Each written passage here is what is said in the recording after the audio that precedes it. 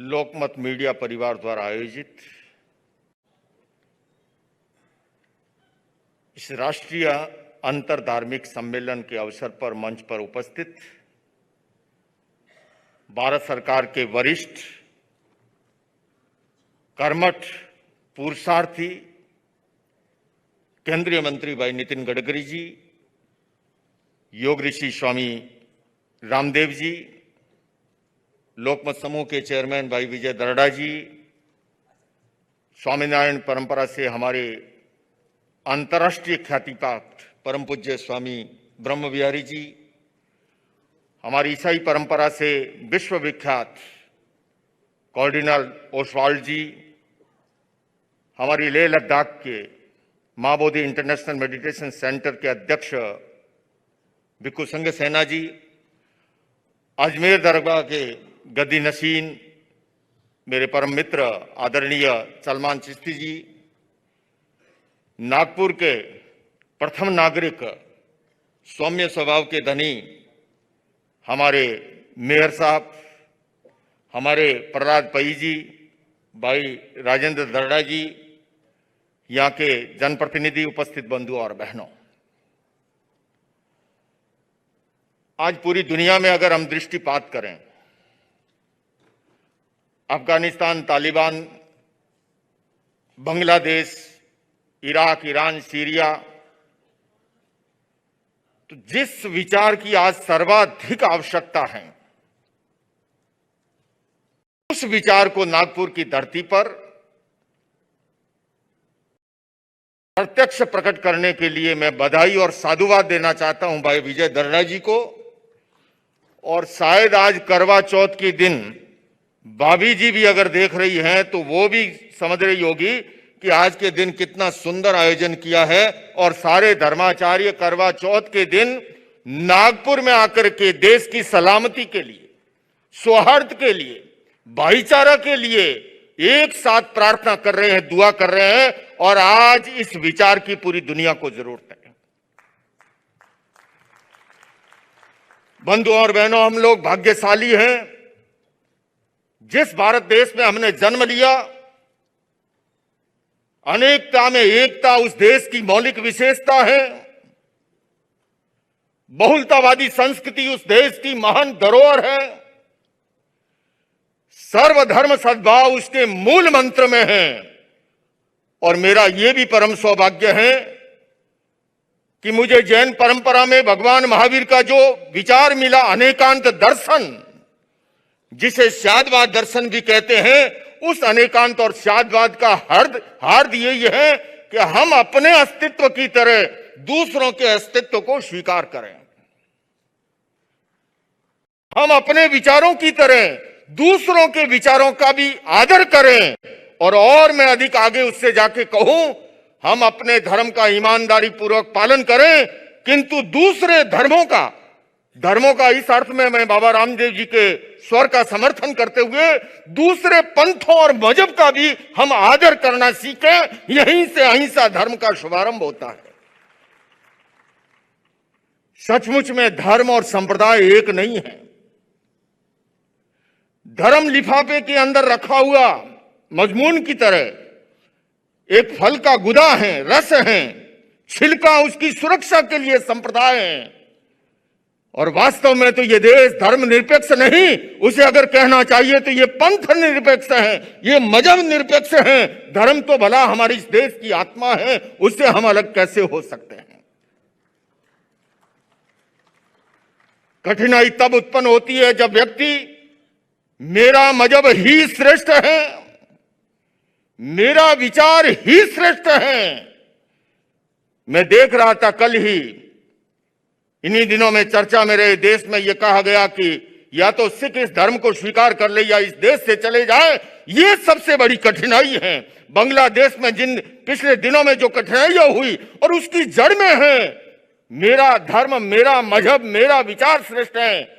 मैं समझता हूं जहां पर सच्चाई और अच्छाई है, आज इस मंच पर विजय दर्डा जी ने उन धर्म प्रतिनिधियों को आमंत्रित किया है जिनका विश्वास इस बात पर है कि जहां पर भी सच्चाई और अच्छाई है हम उसके साथ हैं, और जहां सच्चाई और अच्छाई नहीं है वह किसी भी धर्म की या किसी भी पंथ की किसी पक्ष की बात क्यों ना हो, हम उसके साथ नहीं हैं। अभी योग ऋषि स्वामी रामदेव जी कह रहे थे, नियत की बात कर रहे थे। बहुत महत्वपूर्ण है हमारा नजरिया कैसा है, हमारा दृष्टिकोण कैसा है। जैन दर्शन में भी सम्यक दर्शन पर महत्व दिया गया। मैं अधिक लंबा समय नहीं लेते हुए यह अवश्य कहना चाहूंगा कि जैसी हमारी दृष्टि होती है वैसा ही सृष्टि का निर्माण होता है। इसलिए अपेक्षा है दृष्टिकोण बदले, नजरिया बदले। एक व्यक्ति मेले में गया तो एक हिंदू ने कहा कि आज तो चिड़िया बड़ा अच्छा बोल रही है। तो किसी ने कहा चिड़िया का बोलना अच्छा और बुरा क्या? बोले नहीं नहीं, आज तो चिड़िया कह रही है देखो राम लक्ष्मण दशरथ, राम लक्ष्मण दशरथ, राम लक्ष्मण दशरथ। तो एक मौलवी साहब वहां से गुजर रहे होते, उन्होंने कहा चिड़िया की आवाज तो मुझे सुनाई दे रही है, चिड़िया तो कह रही है सुभान तेरी कुदरत, सुभान तेरी कुदरत, सुभान तेरी कुदरत। मेले में एक किराने का व्यापारी था, उसने कहा चिड़िया की आवाज तो मुझे सुनाई दे रही है, चिड़िया तो कह रही है हल्दी मिर्च ढकरक, हल्दी मिर्च ढकरक, हल्दी मिर्च ढकरक। तो एक तरकारी वाला, सब्जी वाला गुजर रहा, उसने कहा चिड़िया की आवाज मुझे सुनाई दे रही है, चिड़िया तो कह रही है गाजर मूली अदरक, गाजर मूली अदरक, गाजर मूली अदरक। एक पहलवान गुजर रहा था, उसने कहा चिड़िया की आवाज मुझे सुनाई दे रही है, चिड़िया तो कह रही है दंड मुदगल कसरत, दंड मुदगल कसरत, दंड मुदगल कसरत। बंधुओं और बहनों, जाकी रही भावना जैसी, जैसी हमारे भीतर भावना होती है, जैसी हमारी दृष्टि होती है, वैसी सृष्टि बनती जाती है। इसलिए आज अपेक्षा है सकारात्मक विचारों की, विधायक भाव की, पॉजिटिव थिंकिंग की। अगर हम नकारात्मकता को छोड़ दें, हमारी दुनिया और अधिक खूबसूरत बन सकती है।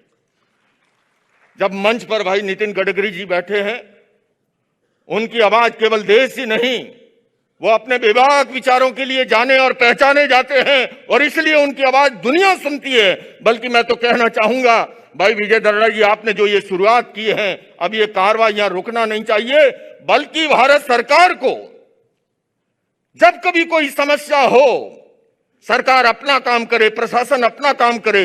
कहीं आग लगती है तो फायर ब्रिगेड अपना काम करती है। ये धर्मगुरु जो हैं, ये शांति दूत हैं। कहीं भी समाज में समस्या हो, क्योंकि युद्ध, हिंसा और आतंकवाद किसी समस्या का समाधान नहीं है। वार्ता के द्वारा, संवाद के द्वारा, पीस थ्रो डायलॉग के द्वारा हर समस्या को सुलझाया जा सकता है। और इसलिए इस मंच पर आज एक तरह से मैं कह सकता हूं, ये कुंभ मेले की तरह एक विचार मंथन हो रहा है, और एक ऐसे परम पवित्र दिवस के अवसर पर, और जिसके अंदर मैं अभी देख रहा था जब लोकमत परिवार का दिखाया जा रहा था फिल्म, उसमें नंबर 1 की अनेक बातें आ रही थी। इस मंच पर भी एक एक शख्सियत वो है अपने अपने धर्म की, जो निश्चित रूप से नंबर 1 की तरह पूरी दुनिया के अंदर, और वो धर्माचार्य हैं जो एक एक 20-20, 30-30, 40-50 कंट्री में जाकर के उन्होंने अलख जगाई है। बाबा रामदेव जी ने जिस तरह से योग और अध्यात्म की, आयुर्वेद की अलख जगाई है, और इस कोरोना काल के अंदर यह बात रेखांकित हो गई है कि हमारी जो महान सनातन परंपरा है, हमारी महान संयम आधारित जैन जीवन शैली है, वो कितनी उपयोगी है। आज भारत में अगर मृत्यु दर कम है, उसमें कई कारणों में एक बड़ा कारण है हमारा आयुर्वेद, हमारा योग और प्राणायाम, हमारी संयम आधारित जीवन शैली। आज पूरी दुनिया को उसकी जरूरत है। तो आइए, मैं आह्वान कर रहा हूं कि आओ मिलकर बैठे आपस में बात करें, आओ मिलकर बैठे आपस में बात करें, 4 कदम ही सही चलने का साथ करें। यूं तो दूरी से दूरी बढ़ती जाएगी, कभी तो हम खुद से खुद की मुलाकात करें। आइए बंधुओं, मैं जानता हूं बाबा योग ऋषि रामदेव जी बहुत व्यस्त रहते हैं, हमारे श्री रविशंकर जी, और ये सारे धर्माचार्य, ब्रह्म कुमारी हमारे ब्रह्म बिहारी स्वामी जी ने जो कार्य किए हैं, हमारे कार्डिनल ओसवाल जी, पोप के पूरे भारत के अंदर एकमात्र ऐसे प्रतिनिधि हैं, उनको सारे दुनिया का दायित्व। अजमेर दरगाह को कौन नहीं जानता है। और ये लेह लद्दाख पर जब उतरे थे, जैसे चांद पर आदमी उतरा था, एक पत्ती नहीं थी हरी भरी, और वहां पर उन्होंने जिस तरह से कार्य किया। समय की सीमा है, मैं इतना अवश्य कहूंगा, बात सरल बलिदान कठिन है, पतन सहज उत्थान कठिन है, गाता है खंडर का हर पत्थर, ध्वंस सरल निर्माण कठिन है। तो आइए बंधुओं, लोकमत परिवार ने जो निर्माण के लिए, जो सृजन के लिए, जो उत्थान के लिए, और मेरा ये परम सौभाग्य रहा विरासत में मुझे जैन दर्शन मिला जो अनेकांत और शादवाद की बात करता है, और उस महान धर्मगुरु के हाथों दीक्षित होने का अवसर मिला जिन्होंने एक नारा दिया था, इंसान पहले इंसान फिर हिंदू या मुसलमान। मैं समझता हूं आज उसकी जरूरत है, हम पहले इंसान बने, पहले आदमी बने, और उसी आदमियत और इंसानियत के लिए मैं अपनी बात खत्म कर रहा हूं। अहिंसा विश्व भारती ने एक सपना संजोया था जो हमारे लोकमत परिवार ने सौहार्द के लिए, शांति के लिए, भाईचारा के लिए, विश्व शांति के लिए, और मुझे कहते हुए सात्विक प्रसन्नता है सरकार ने दिल्ली एनसीआर के अंदर एक ऐसा भूखंड उपलब्ध कराया जहां पर विश्व शांति केंद्र, ये इस प्रकार की कॉन्फ्रेंस इस बार नागपुर में हुई, अगली बार में उस भवन से जहां से यूनाइटेड नेशन सुनेगा, वर्ल्ड रीजन पार्लियामेंट सुनेगा।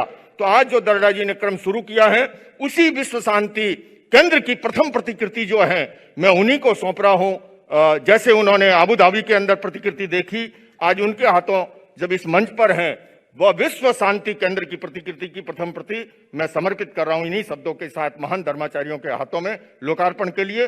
ओम अरहम।